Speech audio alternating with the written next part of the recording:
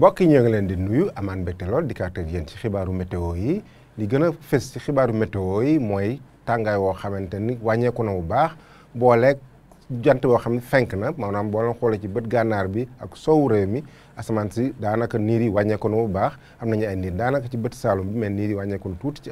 côté sow bi ak bët saalum réew mi ak tàngaay woo xam ni bëccëg bi xaw naa wàññeeku ñu xool nag nataal niir yi ci af saw jant lu muy demee ay niir yu xaw a indi taw mën nañ ko am nañ ko am ci digg réew mi mën nañ ko am tamit ci waxte Mali bi niir yooyu mën naa commencé dugg ndànk ci côte frontière Sénégal bi diggante Matam Bakel mën a am ay taw ci guddi gi loolu nañ ko gis bu ci kanamee mais ngelaw li nga xam ne daal day indi guusaay mi ngi fi bu baax ci réew mi ba tax na tey yi ci guddi jëm ci ëllëg ñu xool lu ñuy xaar ci taw bi dañu am ay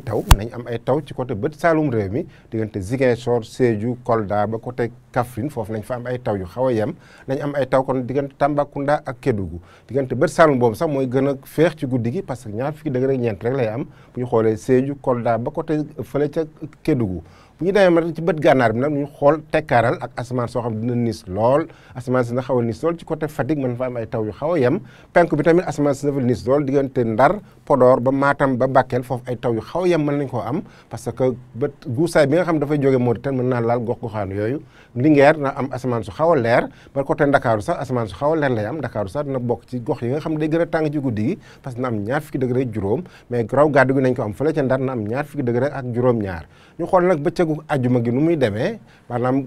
ginnaaw bi ñu xoolee taw yi nga xam ne dañ koy am ci guddi gi ajuma gi ay taw nañ ko am ba tey ci diggu réew mi maanaam ci bët saalum réew mi côté Casamance bi dañ ko am tamit ci côté Kaffrine tuuti jàpp diggante Tambacounda ak Kédougou ak asamaan su niis diggante Bakel ak fële ca Matam asamaan soo xam ne na leer bu baax nag diggante Podor Ndar ba côté Ndakaaru asamaan su leer la ñu am ak jant boo xam ne na fenk bu baax ak tàngaay boo xam ne dina xaw a fes tuuti mu ñu demee ba côté fële ca Matam mu am fanweer degré juróom benn waaye daanaka du jéggi dayoo fanweer degré juróom benn tam nañ ko am Louga ak Linguère ak asamaan soo xam ni tamit tàngaay bi na wàññeeku fu mel ni Dakar mu am fanweer degré ñaar fanweer degré ñaar nañ ko am diggante Ziguinchor ak Sédhiou ak asamaan soo xam dina fes lool ci guddi gi ak bëccëg gu nga xam ne dañ koy am ci ajuma gi